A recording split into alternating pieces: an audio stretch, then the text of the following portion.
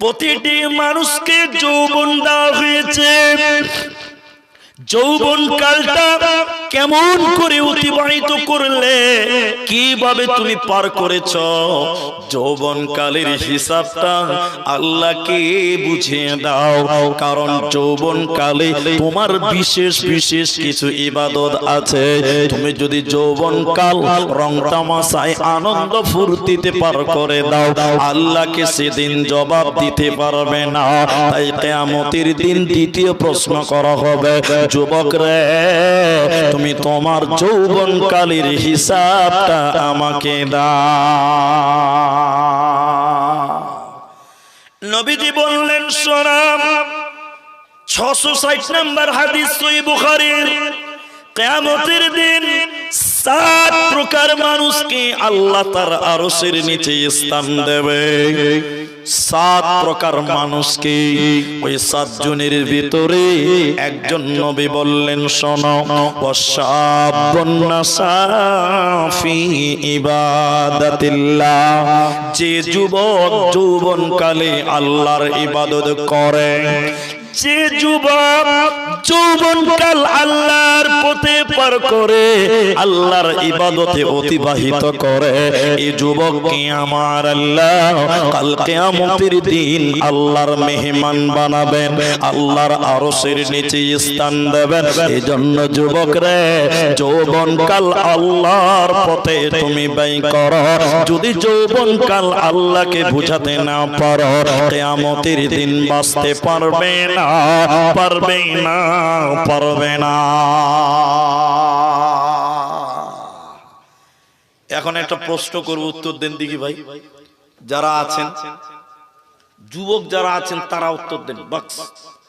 আপনাদের এই চাঁদপুর, ধুলিয়ান, আপনাদের এইগুলোতে, যে আপনার এলাকাতে গাছে ডাব হয়, ডাব ডাব ডাব বুঝেন তো?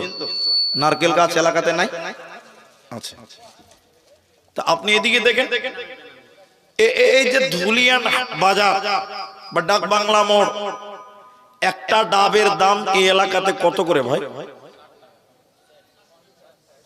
50 টাকা, 60 টাকা, 80 টাকা, 100 টাকাও আছে, নাই? সবাই বলুন, আছে না নাই? কিন্তু যে দোকানে ডাব বিক্রি করে, ওই দোকানে দেখবেন কিছু নারকেলও পাওয়া যায়। নারকেল, নারকেল, এটা নারকেলের দাম কত? বলুন বলুন, কত? 30 টাকা। নারকেল 50 টাকা দাম, 30 টাকা, 20 টাকা, খুব বেশি যদি চলে গেলাম 40 টাকা ধরে। আপনি একবার নিজের বিবেককে জিজ্ঞাসা করেন, এদিকে দেখেন, একটা ডাব কিনতে গেলেন, ডাবের দাম নিল 80 টাকা, আবার ওই দোকানে একটা নারকেল কিনবেন মাত্র 30 টাকা, 40 টাকা। এত ডিফারেন্স কেন জানেন? ডাব হলো কচি যুবক। ডাব কি? যুবক, কচি। এই যুবক হওয়ার কারণে ডাবের মূল্য 80 টাকা, 100 টাকা। আর নারকেল বুড়া থুবড়ি মাল, ও মালের মূল্য নাই, মাত্র 30 টাকা দাম। হাসছেন? বিশ্ব নবী এবং আল্লাহ বলেন, পৃথিবীর মানুষের কাছে ডাবের মূল্য বেশি, নারকেলের মূল্য কম, আল্লাহর কাছে যৌবনের মূল্য বেশি। যুবকের মূল্য বেশি, বৃদ্ধদের মূল্য কম। যুবকের মূল্য বেশি, বৃদ্ধদের মূল্য কম। এবার বুড়া মানুষেরা মন খারাপ করলে হবে না। কেন যে আল্লাহ আপনাকে একদিন যুবক দিয়েছিল, যৌবন দিয়েছিল। শুনেলেন নবীজি তাই বললেন, কিয়ামতের দিন দ্বিতীয় নম্বর প্রশ্ন করা হবে, হে মানুষেরা, তোমাকে যে 18 বছর, 20 বছর, 24 বছর, 30 বছরের জীবন দেওয়া হয়েছিল, তকবকে যুবক বানানো হয়েছিল, যৌবনকাল কিভাবে পার করেছ, আমি আল্লাহকে তিলে তিলে তিলে তিলে বুঝিয়ে দাও। এই জন্য যৌবনকাল তুমি ঠিক কাজে লাগিয়ে দাও। কেন? যৌবন কালে যেটা করা সহজ, বৃদ্ধকালে ওইটা করা সহজ সবাই বলুন। আপনাদের মসজিদে চেয়ারম্যান আছে? এরা কথাই যে বলে না। চেয়ারম্যান বুঝেন যে চেয়ারে বসে নামাজ পড়াকে চেয়ারম্যান বলে। ওইরকম খরিদ্দার আপনাদের মসজিদে নাই? কে বলছে আছে, কে বলছে না। এখানেই তৃণমূল আছে, বিজেপি আছে, বুঝতে পারা যাচ্ছে। আবার মসজিদের চেয়ারে নামাজ পড়া লোক এলাকাতে আসে না? আচ্ছা, ওকে একবার জিজ্ঞাসা করেন তো, আমার দিকে দেখি, ওই চাচাকে একবার জিজ্ঞাসা করেন, বাবু চেয়ারে কেন নামাজ পড়ছে গো? আল্লাহর সামনে দাঁড়াবে তো লজ্জা করো। হাজি, আপনাকে যে পড়িয়েছে মাস্টার, হাই স্কুলের মাস্টার, ও যখন আপনার ওর কাছে যখন আপনি যাবেন, আপনাকে বসতে বললো, আপনি বসতে পারেন না, লজ্জা লাগে। কি বলে? হ্যাঁ না বলেন? এরা লজ্জা লাগে না? এই স্যারের সামনে বসবো, মাস্টার শিক্ষক ওর সামনে বসবো, তখন লজ্জা লাগে। আর তুমি আল্লাহর সামনে বসছো, তখন আবার চেয়ারম্যান। কথা কি বুঝতে পারলেন? হ্যাঁ না বলেন? তো যে কথা, ও চাচাকে একবার বলেন, চাচা কি বাবা চেয়ারে কেন? পারি না, পারি না। কেন পারেন না? কারণ হলো ৭৫ বছর বয়স, ৫৫ বছর পর্যন্ত মসজিদেই কোনোদিন যায়নি, এখন বুড়া হয়ে গেছে। এদিকে দেখেন, এই যে পিঠের দাঁড়ি, হাড় হয়ে গেছে শক্ত, রুকু করতে যেছে টানা হয়ে থেকে যেছে। ঠিক বলো না? বলবো না? বলে আর রুকু করতে পারবে? জোরে বলে, আর পারবে? ৫৫ বছর বয়স, কোনদিন নামাজ পড়েনি, বুড়া হয়ে গেছে, বাড়িতে ঘুজুর ঘুজুর করে বকছে, মুলবিরা বকছে যে মুরবি না নাকি বা নামাজ পড়িস না। তখন চলছে চরে মসজিদে যাবো, পতাকা বলছে বাড়াবে, চ নামাজ পড়ো শুক্রবার। পতাকা লিয়ে গেছে মসজিদে। ভদ্রলোক প্রথম কাতারে বসছে, ৫৫ বছরের মুসল্লি সামনে কাতারে বসে। সবাই যখন বলছে আল্লাহু আকবার, দাড়ি টেনে ধরে রেখে, বাংলা ৫-এর মতন টেড়া হয়ে আছে, রুকু করতে পারে না।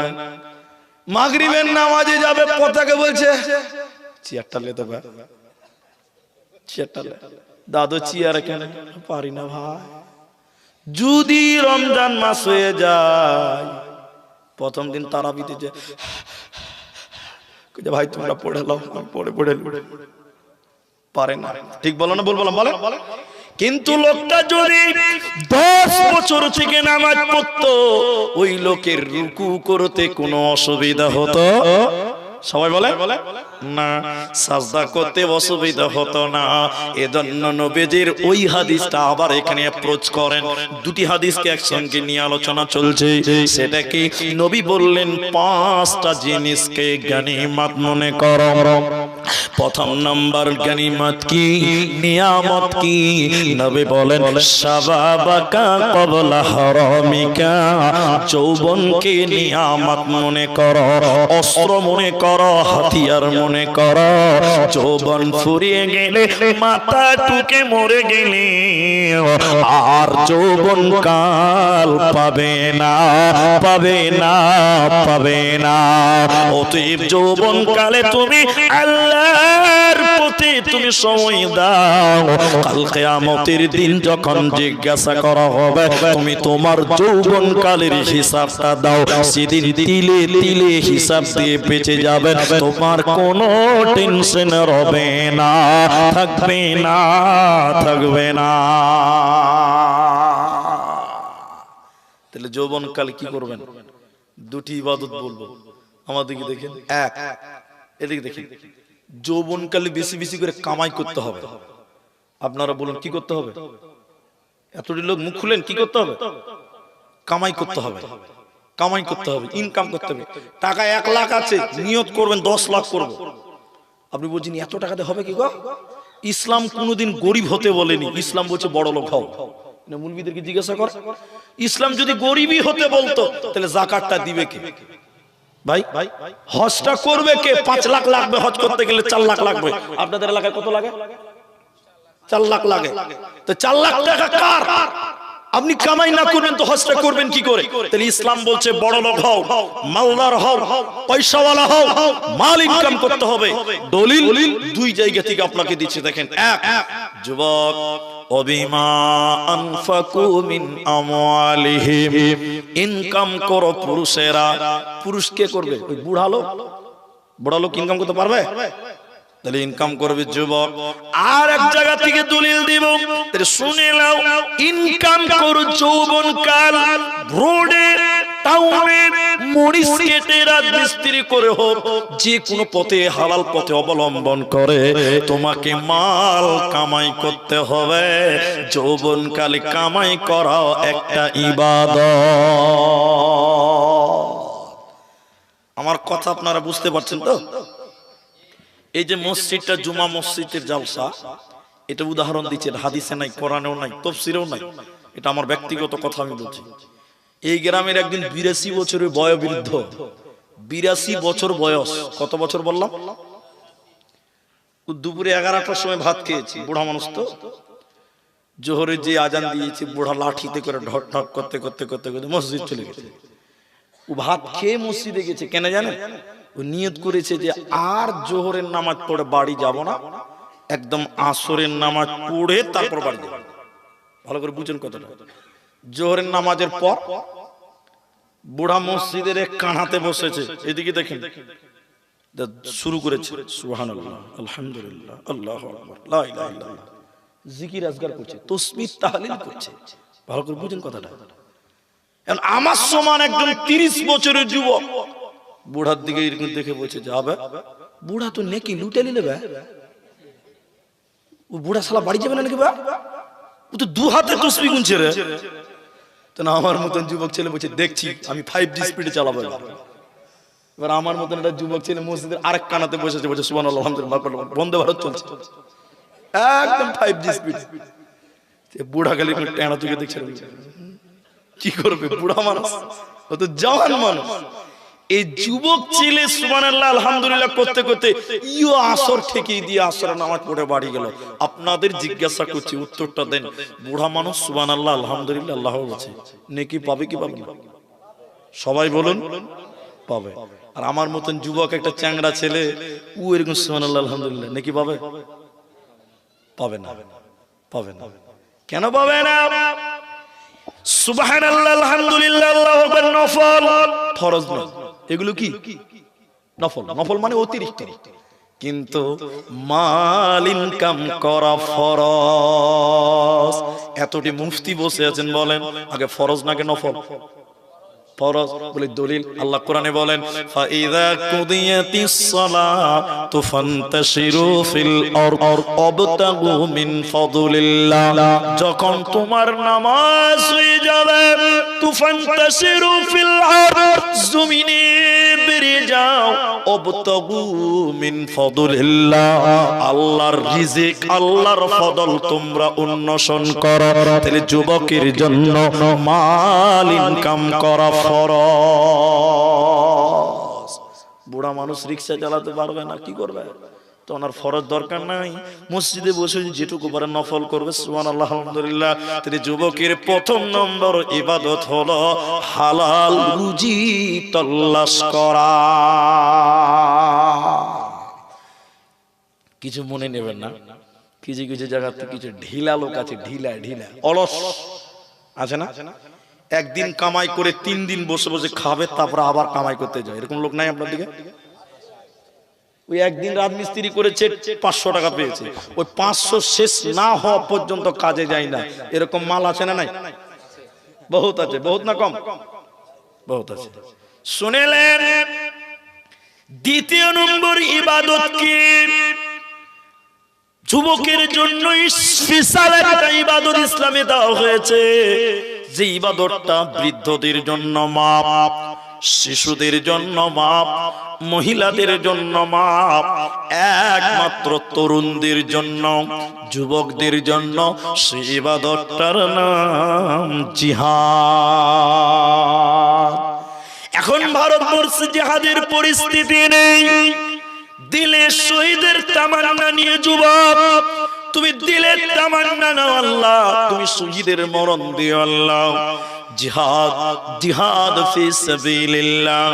যে ব্যক্তিটা, যে যুবক জিহাদে শহীদ হয়ে যায়, কিয়ামতের দিন কোনো বিচার হবে না, কোনো শাস্তি পাবে না, বিনা হিসাবে আল্লাহ জান্নাত দিবে। অতএব যুবক রে, যৌবনকাল তুমি তোমার আল্লাহর রাস্তায় তুমি ব্যয় করো। যদি তুমি ব্যয় করতে পারো কি লাভ হবে শুনে নাও। যেদিন কিয়ামতের ময়দানে কোনো ছায়া থাকবে না, মানুষেরা বাঁচাও বাঁচাও বলে আর্তনাদ করবে, মানুষের মাথার উপরে মগজ চলে আসবে। বিশ্ব নবী বলেন যে যুবকটা আমি আল্লাহর রাস্তায় ইবাদত করেছিল রে, এই যুবককে আমি আল্লাহ আমার আরশের নিচে মেহমান বানাবো, আমি আমার আরশের নিচে স্থান দেব। এই যুবকের কোনো চিন্তা থাকবে না, থাকবে না, থাকবে না। এই পাঁচটা প্রশ্ন কিয়ামতের দিন করা হবে। দ্বিতীয় নম্বর হলো আন শাবাবিহি ফীমা আবলাহু। যৌবন সম্পর্কে প্রত্যেকটা মানুষকে জিজ্ঞাসা করা হবে, উত্তর দেওয়ার জন্য রেডি হয়ে যা। সবচেয়ে পদদলিত, সবচেয়ে পথভ্রষ্ট, সবচেয়ে পাপের সঙ্গে জড়িয়ে বর্তমান যারা আছে তারাই এখন যুবকেরা। ঠিক বললাম না ভুল বললাম? বলেন আপনি কি বলছেন? আব্দুর রহমান বুড়া হয়ে গেছে? আব্দুর রহমান যুবক, সব জানে, সব জানে। আর মাদ্রাসার তৈরি হওয়া জিনিস বুঝতে পারছেন কি না? মাদ্রাসা থেকে বেরিয়েছি, বুঝতে পারছেন আমরা কি জিনিস সব বুঝি। গ্রামে গাড়ি নিয়ে যদি রাত 1টার সময় পড়ে বেরিয়ে যাই, 1টার সময় ইসলামপুর দিয়ে যদি বেরিয়ে যাই, ওই দিক থেকে কোথাও নসিপুর টেসিপুর দিকে সীতাপাহাড়ি বা আপনার কি বলছে দেওতলা, ওইসব এলাকা দিয়ে যদি জলসা করি, এদিক দিয়ে বেরিয়ে যাই, রাত 1টার সময় দেবো ছেলেরা কানে মোবাইল ধরে আছে, কি করছে? তসবিহ গুনছে। কি করছে? রাত 1টার সময় ফোনে আর বাপের সঙ্গে গল্প করছে।